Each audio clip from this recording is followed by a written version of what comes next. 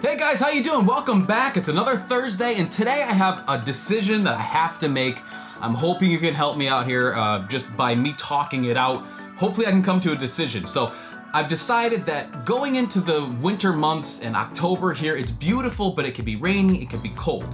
And I don't have a waxed jacket, believe it or not. And much like the trench coat, this actually has its roots in military history. So I have two options. I've done plenty of research. I've narrowed it down to two options. They're not going to be surprising. The first is Filson, a heritage American company well over 100 years old.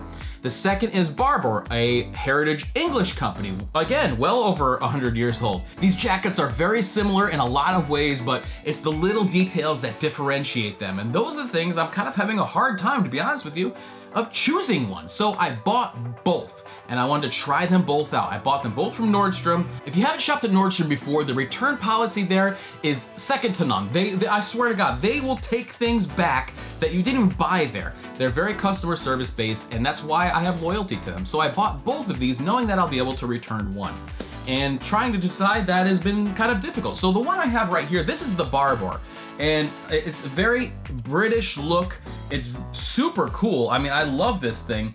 And so let's get into some of the things that make the Barbour unique from the Filson. So the pros to the Barbour over the Filson are the lining. The lining is so much cooler. The tartan that they use in the Barbour jacket is really beautiful. And I know you're never gonna see it from the outside until you take it off and put it somewhere, and it's kind of silly, but I like that. I like the lining that looks as handsome as this one does. The other thing that I like about the Barbour versus the Filson is the zipper pull. This has a really cool little ring on it, and that is super easy to pull if you have gloves on. It's nice, it's big, but it's unobtrusive. When you put it underneath the storm flap here, it disappears. So I like that better. The zippers are the same on both of them. The gauge, they're both YKK zippers. They're probably, for all intents and purposes, besides the pulls, the exact same zipper. So that's the similarity between the two, but the pull is far superior on the Barbour. I like this much better. This is a small detail that would probably go overlooked, but I really like it. Underneath this storm flap is where the little chest pocket is. So this is here, and if you were to close it up, say it was really, really bad weather, you could close that up and it will be protected. Now, water will get through zippers. That's why on a lot of tech wear, you will see that they'll typically have waterproof zippers, which are a little bit harder because they have that waterproofing, and they'll have what they call zipper garages, which is where the zipper actually goes into a piece of Gore-Tex or whatever's over it to prevent it from getting waterlogged and from water to get in there. So this is a really interesting way of protecting this zipper. So let's say you put your cell phone in there and it's absolutely just torrential downpour out or really, really bad weather. Well, when you close the storm flap, it's totally safe. I like that. The other thing I really like about this Barbour is that it has, these are moleskin lined, and it has these little hand warmer pockets. These are really, really nice. It's a nice little option because you do have these giant besom pockets down here where you can put things, but if you just want to put your hands into some pockets to warm them up, they have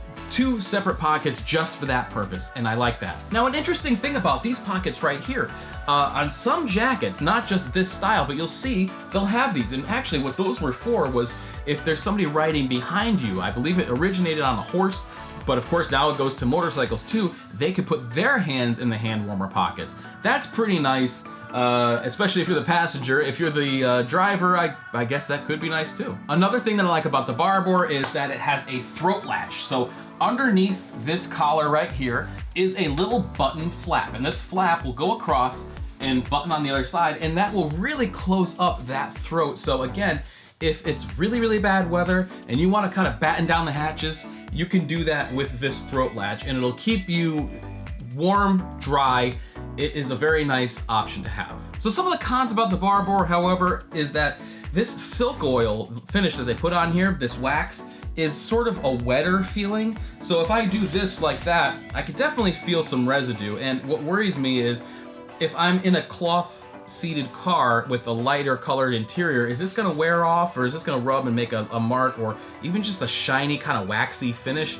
That kind of worries me because I don't really want to have anything coming off of this. I would rather have it sort of self-contained and not have to worry about rubbing up against something and creating a waxy mess. Now the other thing, and this is purely subjective, is I'm not a big fan of this corduroy collar. I think it's a bit big. It kind of looks a little bit clownish. It's really, really big. It's definitely authentic England kind of look, which is cool, and I'm a fan of corduroy, and I just wish this was a little bit smaller. It's very, very big, and it can kind of look a bit out of proportion. And finally, the thing that I don't really like about this Barbour is that it doesn't have very adjustable cuffs. There's no way to really kind of adjust these. However, they do have, on the inside, the lining, there is a Velcro closure, which I suppose you could adjust a little bit one way or the other to sort of give yourself a little bit more just stormproofness.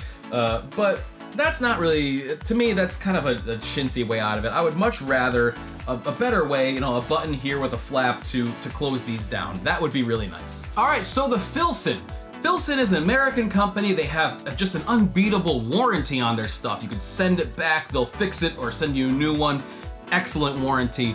And they've been around since the late 1800s, so Filson is an awesome company. As a matter of fact, I have an old Mackinaw wool Filson jacket that was my father's. And it's basically the way it was when he bought it new. There's no wear and tear on it. It's an awesome piece, just wears like iron. So if history is any indicator, Filson will be around for a long time. And their stuff has gotten a little bit more expensive lately, but it continues to be a good investment in some really nice, kind of rugged country wear, workwear. This is again a wax jacket, which is meant to repel water. And so the pros, the things that I like about this Filson jacket are, it has a drier wax. So if I kind of go like this, like I did on the Barbour, I don't really feel any kind of residue. Nothing comes off on my hand and it doesn't feel as wet. So it's a little less oily. It definitely has a waxy sort of feel to it. It almost feels a little bit leathery. This is a wax jacket, but it doesn't have quite the oily, leathery feel of the Barbour. The other thing I really like about Filson and their wax jackets is that they include a can of the wax finish. So you could actually reapply the wax because this will wear off over time. They give you a way to re-wax it yourself. That's pretty cool. That's great maintenance, and it's something you don't have to worry about buying. This just comes right in the pocket. How cool is that? I like the collar on the Filson much, much better. This is a moleskin, and it's softer feeling. It's much smaller, so I think the scale works a lot better with this jacket. There is no throat closure with this, so if it really does get bad out and you want to put the collar up, you're kind of on your own to keep it up. It's not going to close the way the Barbour would. That would be a welcome addition if they had put some sort of a throat closure on there, but it doesn't exist, not on this version at least. The Filson cuffs are adjustable, so this is exactly what I was talking about on the Barbour. I wish that the Barbour had this. It has two different positions for the closure of the cuff. You have a tighter or a looser, and so I like that a lot. That's a very nice thing to have, especially if it's really bad out and you're reaching up. There have been many times where I've had to work outside, and I was very thankful that my cuffs could close down. Furthermore, the inside of this has a drawstring, so you can actually sort of tailor it in a way to yourself, and you can pull in the waist, and that really works very well, especially if it's windy and you get gusts of wind. That will keep it at bay. But from an aesthetic purpose, you can bring it in instead of actually having to worry about, you know, getting this tailored to have a nice shape to it. You just pull this, and then if you're wearing bulkier clothes underneath, you can let it out. It's adjustable. I really like that. I remember having this on my ski jackets back in the day, and that was a very, very welcome addition, and one that I used a lot more than I thought I would. Another benefit to the Filson is the warranty. Like I said, the warranty on Filson is just unbeatable. If it's normal wear and tear, I don't think they're gonna help you out, but if there's a problem with it, if it rips, and they just seem like the type of company that will really take care of their customers. They have a lifetime warranty on their stuff. I have no doubt that they would honor it, and so their warranty is better than Barbour's. The Filson actually costs $50 less than the Barbour, and part of that is probably importing it and all of the custom stuff you have to go through. Since the Barbour is made over in England, I would imagine that's probably where a lot of this cost is coming from. But for $50, $50 is nothing to sneeze at. That's a pretty good price. As a matter of fact, you could pick up a Filson hat for $50 and complete an outfit. So $50 is nothing to sneeze at. So some of the cons of the Filson jacket. They don't have the hand warmer pockets like the Barbour does up high here. They do have a little spot which is more or less just a lined area behind this big pocket on the bottom, which you can use as a hand warmer pocket, but they're really not on the inside of the jacket against your body, keeping your hands warm. They're not bad, but if you load this pocket up with stuff, I'm not sure that's really gonna be very comfortable to put your hands in. I much prefer the Barbour location and dedicated hand warmer pockets. Another con is that Barbour comes in a bunch of different sizes, similar to suit jackets. These come in the small, medium, large, XL sizings. The medium actually fits me wonderfully. This is perfect. I can't believe how good it fits. But unfortunately, if you really need something especially big, or if you're just an odd size in general, Filson may not be able to fit you as well as Barbour would. So which one am I gonna go for? It's not an easy choice, and I think the value of the Filson, where it's $50 less, the lifetime warranty, just the overall kind of look of it, it's more appealing to me. I really do like the Barbour a lot, but I think that the Filson is the better value. So my choice is the Filson. Now let's be fair here. Wax jackets are really cool. They have sort of an old school military look to them. But when it comes down to actually going out in the rain or in the cold, I'm going with my tech wear every single time. I'm gonna put on my Arc'teryx Alpha jacket, which is has the best water repellency I've ever seen. When I compare these two and how water repellent they are, I put them side by side, put some water on them, left it for about a minute, and they were basically the same.